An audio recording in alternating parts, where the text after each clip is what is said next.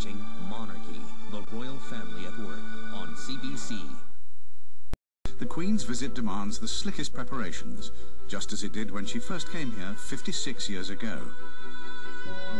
They said the Queen is coming, so you gotta get it clean. Nice and pretty. That you would think that it's white, but you know, white has so many colors.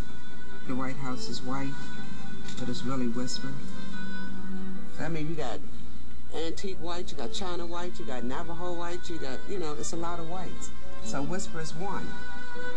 We've been kind of putting things together for the last 9 weeks. Been a lot of work? Yeah.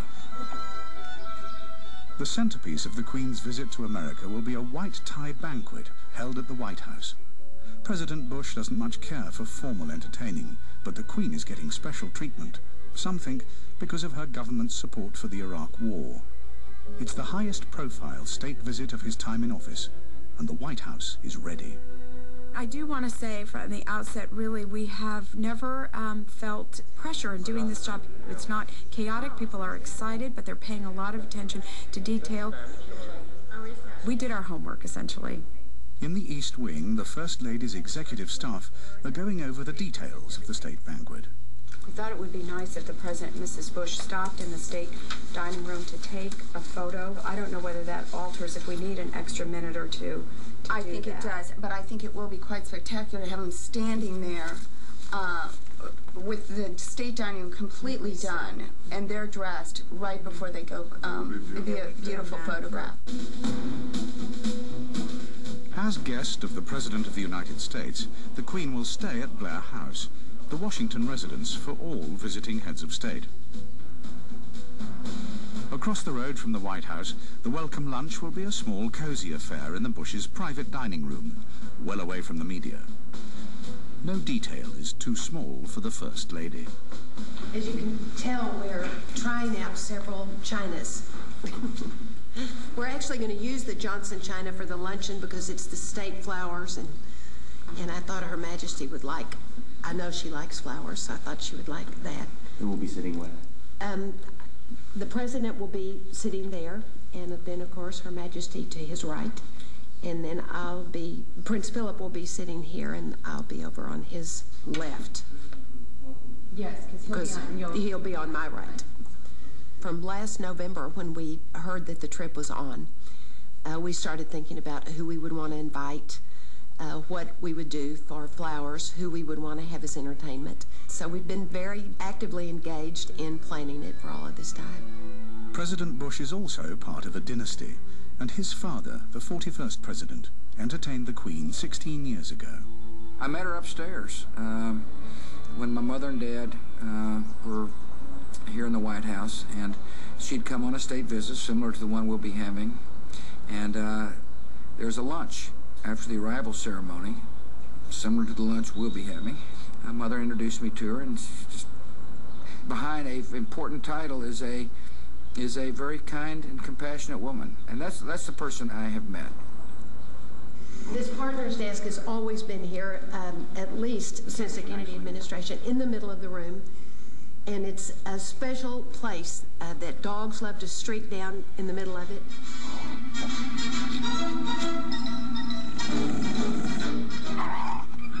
Barney's definitely his own little personality.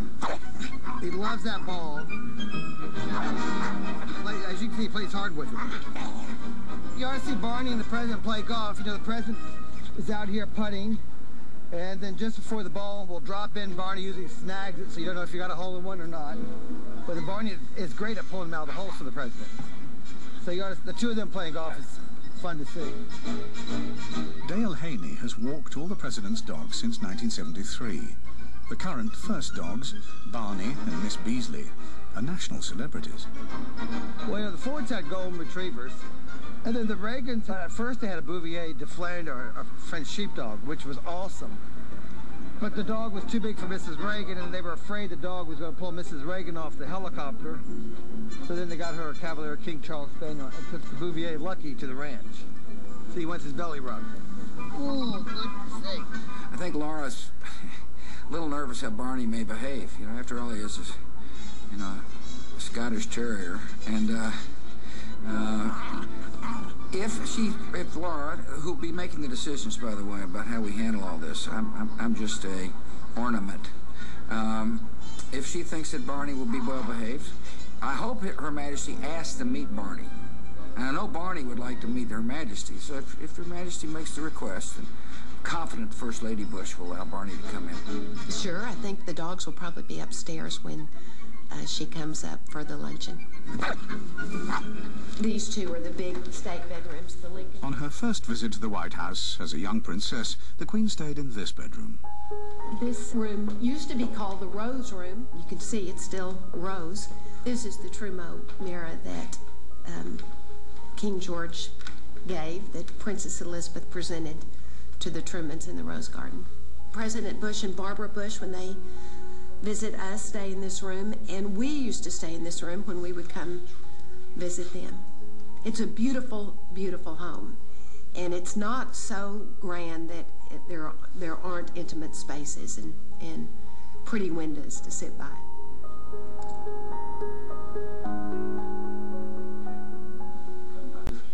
Is he back? Is he? He's doing a photo op on the South Portico, and they'll be back maybe 15 minutes or so. Okay. This is the Oval Office. One of the first things that presidents are asked when they come into office is, what type of carpet do you want? Every president gets to design their own carpet, and the president delegated that decision to Mrs. Bush. When people came in, he wanted the carpet to say, "Optimistic person works here." The president has 3 busts in here, one of President Eisenhower, one of President Lincoln, and one of Winston Churchill. While a state visit never becomes routine, you do kind of get used to them, but there's definitely a feeling of excitement in the air with the Queen's visit getting close now.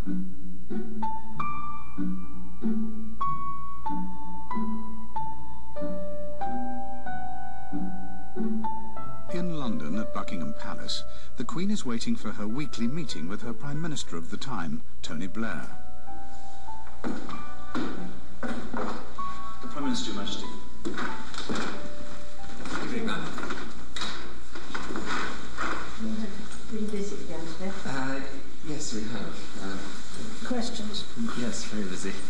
I was just sorting out some of the American visitors now all going ahead, Yes, I think Christopher's going out again this next week. Sort of do all the details with David Manning and things like that. But I think most of it is quite far forward. Well, you had a reception here for the Americans in London, or yesterday. Yes. Yeah. Most of whom had never met each other before, and they're all very, very busy here. And I mean, apart from students, there are lots of business people.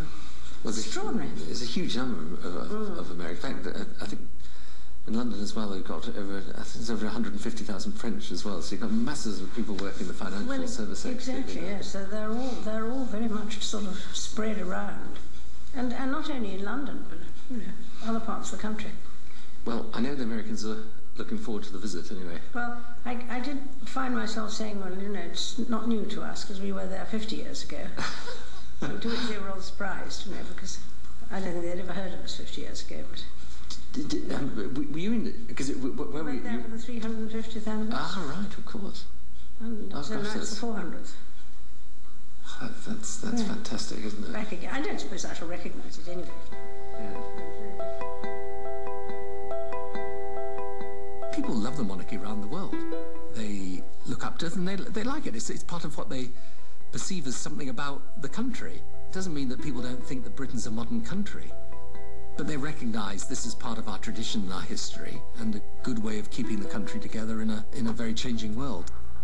During the state visit, the Queen will make 4 speeches, all drafted by her private secretary, Sir Robin Janvrin.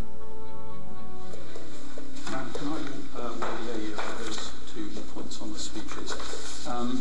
Virginia Tech, that has been checked out, and that's how it now looks, if you're content.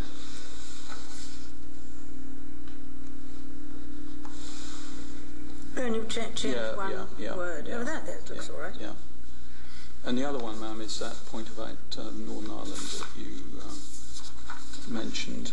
We can check that out with the Foreign Secretary when she arrives. But do you want to mention it to Jonathan Phillips? I will, now? yes. Do you want to take that I'll take in that with note, you? shall I? Because you thought might be worth doing that. As head of state, the Queen will be talking on behalf of the nation, so the Foreign Office is fully involved. We're still waiting for FCO clearance of all the speeches. All the speeches. But I'll get the final version of the Virginia one in the box tonight. Yes, because I can practice in the airplane too, can't I? Thanks, Arthur.